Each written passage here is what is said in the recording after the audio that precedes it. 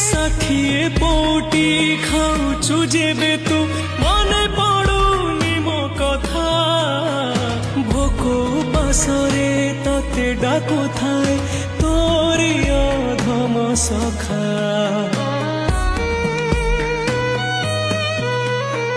ମହାବାହୁ ତତେ ଡାକି ଡାକି ସତେ ଗଲାଣି ମୋରି ଜୀବନ ସହି ପାରୁନାହିଁ ଏତେ ଦୁଃଖ ଦାଉ ଦେଇଦେ ମୋତେ ମରଣ ଜୀବନର ଦୋ ଛକିରେ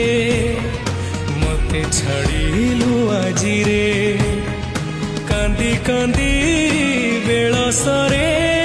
ହଉନୁ ତୁ ସାହା ତୋ ପାଇଁ ଗଢ଼ିଛୁ ସୁନା ଦେଉଳ କାଳିଆ ମୋ ପାଇଁ ଗଢ଼ିଛୁ ଦରଭଙ୍ଗା